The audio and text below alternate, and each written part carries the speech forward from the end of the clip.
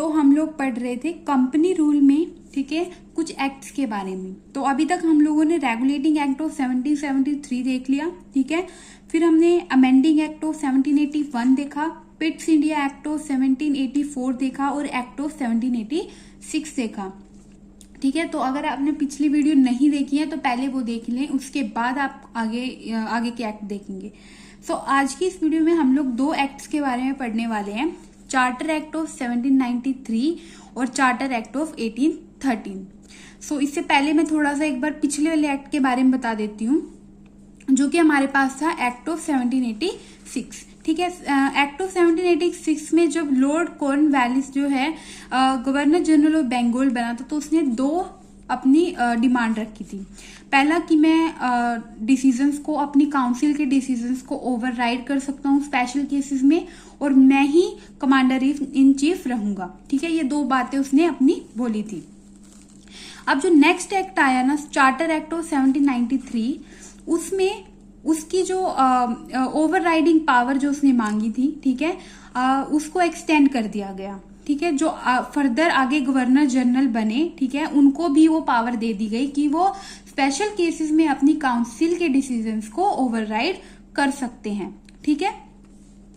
और governor general को तो दी ही दी, साथ में जो गवर्नर्स थे अदर प्रेसिडेंसीज के, जैसे मद्रास और बॉम्बे प्रेसिडेंसी, ठीक है, तो वहां के जो गवर्नर थे उनको भी ये पावर दी गई कि वो भी जो डिसीजंस है उनको ओवरराइड कर सकते हैं, ठीक है। फर्स्ट पॉइंट क्लियर हो गया।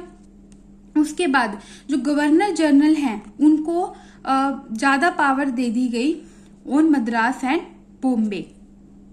जब पहले हमने पढ़ा था, कौन से एक्ट में पढ़ा था हम लोगों ने, कि इन दोनों की जो पावर है वो छीन ली गई थी एक तरह से, और गवर्नर जनरल बना दिया गया बंगाल का, उसके पास ही सारी पावर आ गई थी। कौन सा एक्ट था वो, सभी इसको कमेंट में लिखेंगे कि कौन सा एक्ट में हमने पढ़ा था। तो उस एक्ट में क्या था कि उस एक्ट में इतने मतलब फिर भी मतलब ये अपना काम जो है वहां पे कर रहे थे, मतलब थोड़ा बहुत इनकी चल रही थी वहां पे। लेकिन चार्टर एक्ट ऑफ 1793 में इन दोनों की बिल्कुल ही पावर सारी जो है वो गवर्नर जनरल को दे दी गई। अभी तक कुछ पावर्स थी उनके पास, बट अब बिल्कुल भी नहीं रही, ठीक है। उसके बाद ट्रेड मोनोपोली जो थी कंपनी की इन इंडिया, उसको बढ़ा दिया गया, एक्सटेंड कर दिया गया 20 ईयर्स के लिए, ठीक है। अब ट्रेड मोनोपोली जो है मतलब अब वो ट्रेड कर सकते हैं इंडिया में, उसको 20 ईयर्स तक और बढ़ा दिया गया, ठीक है। उसके बाद जो कमांडर इन चीफ था, ठीक है, कमांडर इन चीफ जो था was not to be the member of governor general council. जो गवर्नर जनरल थी उसकी काउंसिल में थी मेंबर जितने भी थे, 4 मेंबर्स थे, तो उनमें से गवर्नर जनरल कोई भी नहीं होगा, ठीक है। गवर्नर जनरल जो है वो एक अलग पोजीशन है उसकी, ठीक है। मतलब गवर्नर जनरल अलग होगा, कमांडर इन चीफ अलग होगा, और गवर्नर जनरल तो है ही अलग, प्लस जो उसकी काउंसिल में 4 मेंबर्स है ना, वो भी सब अलग अलग होंगे। ऐसा नहीं होगा कि उन्हीं चारों में से किसी को कमांडर इन चीफ बना दिया, तब तक कि उसको अपॉइंट ना किया जाए, मतलब इन स्पेशल केस की उसको ही बनाया, बट ऐसा नहीं होगा। बट किसी केसेस में हो भी सकता है जब तक कि उसको अपॉइंट ना किया जाए, ठीक है। लास्ट पॉइंट क्या कहता है कि जो बोर्ड ऑफ कंट्रोल है and their staff to be paid from Indian revenue, Indian पैसों से ही उनको जो है तनख्वाह दी जाएगी, सैलरी दी जाएगी, बोर्ड ऑफ कंट्रोल और उसके जितने भी स्टाफ थे सबको। तो ये था हमारे पास चार्टर एक्ट ऑफ 1793, ठीक है। एक बार फटाफट बता देती हूँ मैं दोबारा से। फर्स्ट पॉइंट क्या था कि जो डिसीजंस थे उनको ओवरराइड करने की जो पावर लॉर्ड कॉर्नवालिस ने मांगी थी, वो फर्दर आगे भी एक्सटेंड कर दी गई, जो फर्दर फ्यूचर में गवर्नर जनरल बने उनको, और जो अदर प्रेसिडेंसीज के गवर्नर जनरल थे उनको भी। मद्रास और बॉम्बे प्रेसिडेंसीज जो थी उनके गवर्नर जनरल की पावर को कम कर दिया गया, गवर्नर जनरल की पावर को बढ़ा दिया गया। ट्रेड मोनोपोली को 20 ईयर्स तक एक्सटेंड कर दिया गया, और जो कमांडर इन चीफ था वो गवर्नर जनरल की जो काउंसिल है उसके मेंबर्स में से नहीं होगा, अलग होगा इन स्पेशल केस उनको छोड़ के।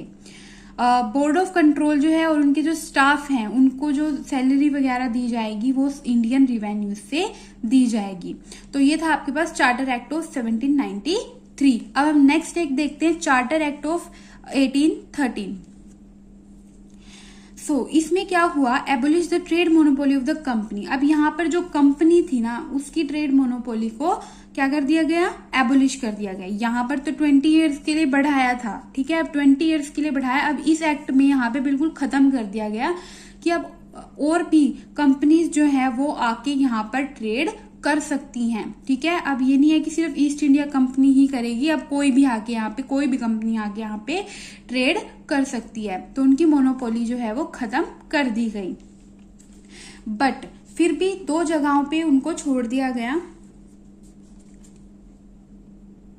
तो उनके पास जो ट्रेड मोनोपोली थी अभी भी वो 2 जगहों पे थी। कहाँ पे, एक तो टी यानी चाय का जो व्यापार होगा, ट्रेड होगा, उसमें ईस्ट इंडिया कंपनी की ही मोनोपोली है, यानी वही यहाँ से चाय का व्यापार जो है वो कर सकते हैं। और साथ में जो भी चाइना के साथ ट्रेड होगा उसमें भी सिर्फ ईस्ट इंडिया कंपनी ही ट्रेड कर सकती है, बाकी अदर कंपनी नहीं कर सकती। तो बाकी सारी पावर उनसे छीन ली गई, अभी सिर्फ 2 जगहों की उनके पास पावर जो है वो छोड़ दी गई है। Next, asserted the sovereignty of the British crown over company territories, ठीक है। तो ब्रिटिश मतलब जो भी यहाँ पर ये होता है ना कि इंडिया में ईस्ट इंडिया कंपनी ही हेड है, ईस्ट इंडिया कंपनी ही हेड है, ऐसा कुछ नहीं है। फिर से एक बार और उन्होंने बोला कि जो मेन हेड है वो कौन है, ब्रिटिश क्राउन है, ठीक है।